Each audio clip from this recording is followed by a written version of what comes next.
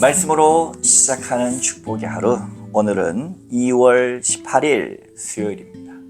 우리에게 주신 하나님 말씀 마태복음 14장 22절부터 36절까지 말씀 함께 합독하겠습니다. 예수께서 즉시 제자들을 재촉하사 자기가 무리를 보내는 동안에 배를 타고 앞서 건너편으로 가게 하시고 무리를 보내신 후에 기도하러 따로 산에 올라가시리라. 저물매 거기 혼자 계시더니 배가 이미 육지에서 술이나 떠났어 바람이 거스름으로 물결로 말미암아 고난을 당하더라. 밤 사경에 예수께서 바다 위로 걸었어 제자들에게 오시니 제자들이 그가 바다 위로 걸어오심을 보고 놀라 유령이라 하며 무서워하여 소리 지르거늘 예수께서 즉시 이르시되 안심하라 나니 두려워하지 말라. 베드로가 대답하여 이르되 주여 만일 주님이시거든 나를 명하사 물 위로 오라 하소서 하니 오라 하시니 베드로가 배에서 내려 물 위로 걸었어 예수께로 가되 바람을 보고 무서워 빠져가는지라 소리질러 이르되 주여 나를 구원하소서 하니 예수께서 즉시 손을 내밀어 그를 붙잡으시며 이르시되 믿음이 작은 자여 왜 의심하였느냐 하시고 배에 함께 오르매 바람이 그치는지라. 배에 있는 사람들이 예수께 절하며 이르되 진실로 하나님의 아들로소이다 하더라. 그들이 건너가 게네사렛 땅에 이르니 그곳 사람들이 예수인 줄 알고 그 근방에 두루 통지하여 모든 병든 자를 예수께 데리고 왔어. 다만 예수의 옷자락에라도 손을 대게 하기를 간구하니 손을 대는 자는 다 나음을 얻었느니라. 아멘. 오늘도 주님의 귀하신 말씀 앞에 서신 저와 여러분들 가운데 좋으신 우리 주님의 은총과 평화가 가득하시기를 주님의 이름으로 축복합니다. 사랑하는 여러분, 이제 설 명절 마지막 날입니다. 정말 명절이 시작하는가 싶더니 또 결국 명절은 끝나고 있습니다. 마지막까지 주의 사랑과 은혜가 날마다 함께 하여지기를 주님의 이름으로 축복합니다. 오늘 우리에게 주신 하나님 말씀 마태복음 14장 22절부터 36절까지의 말씀입니다. 예수님께서 오병이어의 사건을 일으키신 후에 제자들 먼저 앞서 배를 타고 여기 보면 22절에 재촉하사라고 하는 단어가 있죠. 재촉해 빨리 가라. 빨리 가라. 왜? 지금 오병이어의 사건 때문에 백성들은 지금 흥분한 거예요. 우와, 이 가난한 나라님도 구하지 못하는데 예수는 어떤 분이시길래 우리의 먹는 문제를 해결하시는가 말이에요. 엄청난 기적들 앞에 사람들은 지금 흥분의 도가니에요. 빨리 나가라, 빨리 가라. 그래서 아마 이 갈릴리 호수를 가로질러서 제자들을 가게 했어. 예수님도 어떻게 했습니까? 이후에 무리를 보내신 후에 기도하러 따로 산에 올라가시니라. 저물매 거기 혼자 계시더니. 저는 이런 예수님의 모습이 참 좋습니다. 죽으라고 사역만 하고 죽으라고 일에만 매달리고 눈 뜨면 사역하고 눈 감으면 자고 눈 뜨면 사역하고 눈 감으면 자고 이게 아니라 반드시 홀로의 시간을 가지셨다는 거. 저는 예수님이 너무 좋습니다. 특별히 예수님의 이 모습이 너무 좋습니다. 저는 제가 담임 목회를 하면서도 특별히 관리하는 것 중에 한 가지가 이 마음입니다. 저는 행정적 일이나 또 수많은 목회, 얼마 전에 방송에서도 뉴미디어 시대 편집도 하고 우리를 향해서 목회자가 촬영 감독, 기자, 편집 기사, 음향 뿐만 아니죠. 신방, 설교, 수험치, 상담 많은 것들 해야 하지만 그러나 중요한 것은요. 홀로 있는 시간. 제가 새벽 기도가 그래서 너무 피곤하지만 포기할 수 없는 이유가 거기에 있어요. 사실 때로는 좀 잘하면 좋겠다. 안 하면 좋겠다는 생각이 저도 인간인데 왜 없겠습니까만 절대 포기하지 못해요. 왜? 그 시간 아니면 제가 언제 그렇게 기도하겠어요? 그 시간 아니면 언제 그렇게 조용히 하나님과 대면하겠어요? 물론 그 외의 시간에도 혼자서 주여 주여 외치는 때가 있지만 가장 집중하여 하나님을 찾을 수 있는 시간대가 그 새벽 시간임을 제가 알기 때문에, 그 외에 그 시간을 갖기가 쉽지 않다는 걸 제가 잘 알기 때문에 그 새벽 기도 시간을 결코 포기하지 않는 것입니다. 예수님은 정말로 모범적인 모습을 보여주셨어요. 그 위대한 사업, 정말 역사가 끝난 후에 혼자 계셨다. 너무 좋습니다. 여러분, 우리는 어떤 위대한 일이나 아니면 하나님의 큰 일을 치른 다음엔 반드시 혼자 있어야 돼요. 혼자서 다시 그걸 점검하고 내가 대단한 사람이 아니라는 것도 깨달아야 하고, 정말로 내가 가야 할 방향이 뭔지를 아는 게 중요해요. 그 흥분의 도가니 속에서 녹아가지고 자칫 잘못해서 교만함에 빠지기 시작하면 곧 패망의 선봉이 됩니다. 따라서 예수님이 보여주신 이 아름다운 모습, 큰 사역 후에 반드시 저물매 거기 혼자 계시더니 새벽 미명에 기도하시더니, 이런 우리 예수님 모습을 본받아 살아가는 저와 여러분 되시기를 바랍니다. 근데 사건이 하나 일어나죠.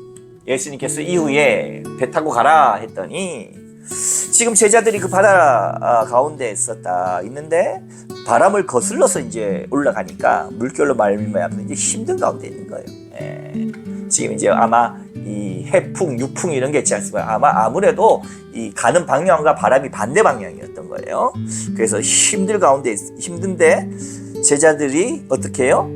밤 사경쯤에 예수님께서 새벽에 바다 위로 걸어서 제자들에게 오시는 것을 보게 됩니다. 이야, 볼라서 유령이다. 아주 깜짝 놀라가지고 지금 이렇게 놀라서 소스라쳐 있는 제자들의 모습을 볼 수 있죠. 근데 툭 튀어나온 사람이 하나 있어. 툭 튀어나온 사람 누굽니까? 그건 바로 베드로입니다. 베드로가 정말로 그랬는지는 알 수 없지만 많은 사람들이 다혈질이다 이렇게 이야기하죠. 그러니까 밤 사경 새벽 한 3시에서 6시 사이쯤에, 새벽 3시에서 6시니까 밤이 가장 깊을 때 아닙니까? 그때 베드로가 툭 튀어나와가지고 뭐라고 이야기하느냐. 자, 이렇게 이야기하죠. 만일 주님이시거든 나를 명하사 물 위로 오라 하소서. 그러니까 오라 하니까 베드로가 처음에 물을 좀 걷다가 어떻게 해요? 풍랑이 이는 것을 보고 어떻게 해요? 물에서 빠지게 되는 거죠. 바람을 보고 무서워 빠져가는지라. 30절 나를 구원해 주세요. 예수님께서 즉시 손을 내밀어 그를 붙잡으시며 이르시되 믿음이 작은 자여 왜 의심하였느냐. 우리의 시선 어디에 있습니까? 우리의 눈길 어디에 있습니까? 예수님께 있습니까? 바람, 풍랑에 있습니까? 굉장히 중요한 말씀입니다.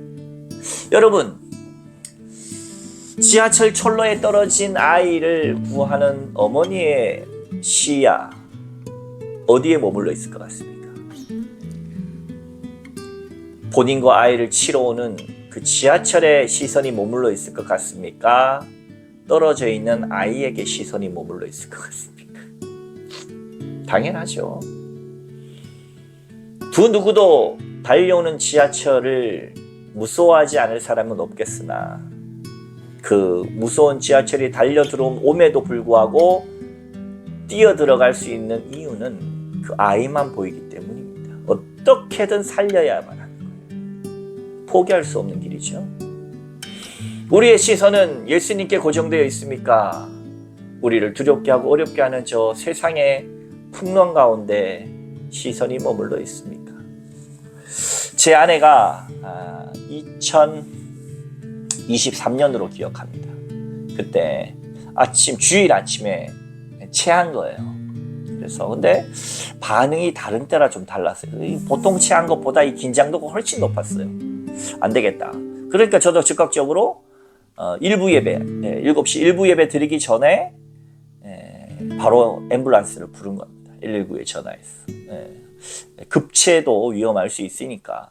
그래서 보내려고 했는데 주변에서 다른 교역자들이 목사님 같이 가시라고, 일부 예배는 문제 없도록 우리가 순환할 테니까 가시라고 그렇게 배려를 해줘서 제가 앰뷸런스 타고 갔어요. 나중에 안 사시지만 깜짝 놀랐어. 아내가 급체한 게 아니라 심근경색이라고. 심근경색. 와. 여러분, 심근경색이 뭘까? 협심증을 넘어 심근경색이라고 하는 것은 심장의 일부분이 이 죽어가는 증상 아닙니까?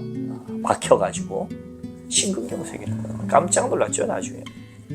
그러나 다행히 응급처치가 잘 됐고, 스텐트 하기에는 조금 애매한 위치라서, 그리고 이 주혈관이 아니라, 관상동맥의 주혈관이 아니라 그 외 혈관 중에 하나라서 다행히 스텐트는 박지 않고 약으로 지금 있습니다만은, 그때 아내가 중환자실에 들어가 있고 저와 3남매 아이들 예준이, 하준이, 하은이가 병문안 했을 때 그 환자복을 입고 있는 아내의 모습, 그것도 여러분 무시무시한 심근경색.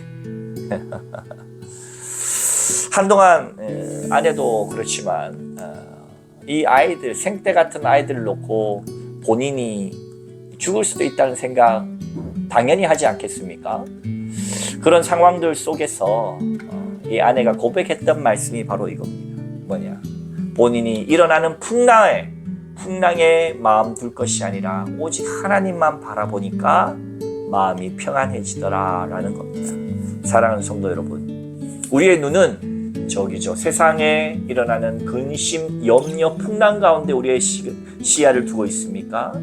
그러지 마시고 나를 향해서 손을 뻗으시고 나를 바라봐 주시는 예수님의 눈동자만 바라보시기를 주님의 이름으로 축복합니다. 나에게 돌을 던지는 사람들이 아니라 저 하늘 문을 여시고 주님의 보좌 우편에서 스데반 집사를 향하여 손 내미시는 그 주님의 영광스러운 모습에 우리의 시야가 고정되었어. 어떠한 상황 속에서도 우리가 믿음으로 우리의 삶들을 승리하시는 저와 여러분 다 되어지시기를 주님의 이름으로 축원합니다. 함께 기도하겠습니다. 거룩하신 하나님 아버지, 감사합니다. 우리의 삶의 자리 믿음으로 서게 하여 주옵소서.